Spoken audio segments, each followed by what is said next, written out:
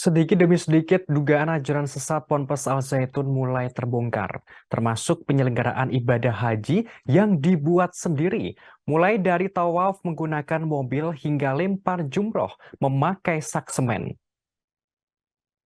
Dikutip dari tribunwall.com pada Selasa 20 Juni, hal ini dibeberkan oleh pengakuan mantan pengurus Ponpes Al Zaitun, Ken Setiawan. Menurut kesaksiannya, pengikut Ponpes Al Zaitun melaksanakan haji tersendiri. Ibadah haji boleh dilaksanakan di lingkungan pondok pesantren tanpa harus jauh-jauh ke Mekah, Arab Saudi. Dikatakan mereka berkumpul di Ponpes Al Zaitun pada 1 Muharram untuk melaksanakan ibadah haji. Para pengikut Ponpes Al Zaitun lantas melaksanakan ibadah tawaf, namun bukan dengan mengelilingi Ka'bah, melainkan dengan berkeliling di lingkungan Ponpes seluas 1.200 hektar menggunakan mobil. Ken menerangkan pada sesi lempar jumroh, para jemaah tidak memakai batu tetapi sak semen. Selain itu, Ken juga mengatakan Al-Quran bukan dari Allah, melainkan perkataan Nabi Muhammad. Menurutnya, dengan demikian, Ponpes Al Zaitun melakukan penodaan agama. Tak hanya soal ibadah haji, Ken selaku mantan pengurus juga membongkar asal-usul pimpinan Ponpes Al Zaitun Syekh Panji Gumilang. Menurutnya, Panji Gumilang sangat erat dengan organisasi terlarang Negara Islam Indonesia. Karena lulusan Gontor, Panji Gumilang disebutnya memiliki kedekatan dengan tokoh NII. Di balik kemegahan bangunan Ponpes Al Zaitun ada gerakan bawah tanah untuk mendirikan negara Islam. Dijelaskan Panji memanfaatkan orang yang mau belajar yang ujung-ujungnya uang. Bahkan untuk mendapatkan uang dibolehkan mencuri, merampok, dan menghalalkan segala cara. Bahkan terkait zakat berupa uang, bukan beras atau makanan pokok. Ken Setiawan menerangkan pihak Ponpes melakukan praktek pemerasan harta jemaah dengan menggunakan ayat-ayat suci Al-Quran. Ken Setiawan mengungkapkan surat Al-Quran Tadabur ayat 103 digunakan untuk menarik iuran paksa atau infak dengan dalil infak sodakoh.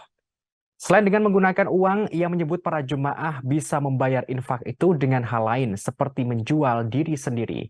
Bahkan ada juga yang sampai menjual anak kandung mereka. Dikatakan setelah dijual orang tuanya bahkan tidak diperbolehkan lagi melihat anak mereka. Ken sendiri mengaku tidak bisa membayangkan perasaan orang tua tersebut karena tindakan yang dilakukan oleh Ponpes Al Zaitun. Ia menuturkan tidak sedikit jemaah yang menjadi gila karena depresi. Tak hanya itu, ada juga jemaah perempuan yang sampai menjual diri demi infak yang diminta Ponpes. Bahkan ada pula yang rela disetubuhi oleh 4 laki-laki hanya untuk memenuhi infak tersebut. Kan menjelaskan besaran infak tergantung daerahnya. Dalam NII terdapat desa maju dan tertinggal. Desa maju infaknya per bulan sekitar 12 miliar rupiah, sedangkan desa tertinggal sekitar 5 miliar rupiah. Selanjutnya untuk perekrutan jemaah, Ken menceritakan saat dirinya masih menjadi bagian dari pengurus Ponpes Indramayu, salah satu yang paling diingat adalah proses perekrutan calon jemaah atau santri di Ponpes Al Zaitun. Ia membeberkan pihak Ponpes menggunakan sugesti-sugesti agama untuk menggait jemaah. Menurutnya pola perekrutan mirip dengan multi-level marketing. Ken Setiawan menyampaikan pemahaman yang mereka ajarkan diharuskan bisa disebarkan ke orang lain. Yang mengibaratkan kondisi ini sudah seperti narkoba, bahkan sakonya lebih berbahaya dari narkoba. Diterangkan kalau pecandu narkoba bisa direhabilitasi lalu dosisnya dikurangi, maka akan sembuh. Namun berbeda dengan Ponpes tersebut yang selalu merasa paling benar, sementara yang lain adalah kafir. Ken menceritakan dalam tugas perekrutan calon jemaah itu dahulu ia hanya membutuhkan waktu selama 2 jam.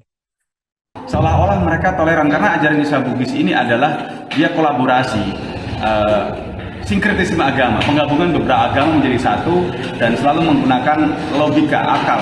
Yang tidak masuk akal tidak akal. Makanya rukun Islam pun dirubah, termasuk haji nggak perlu ke Mekah, haji ada di Indramayu Jawa Barat di Al Zaitun, terus sholat belum diwajibkan, dosa bisa ditebus.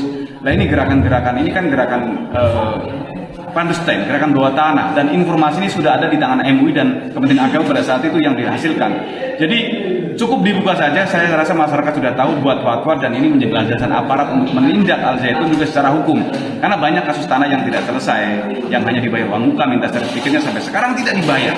Ada kasus-kasus hukum juga, misalnya dana BOS itu tidak ditransfer ke rekening yayasan, tapi ditransfer ke rekening atas nama AS Panji Gumilang. Ini kan sudah pelanggaran hukum. Terima kasih sudah nonton. Jangan lupa like, subscribe, dan share ya.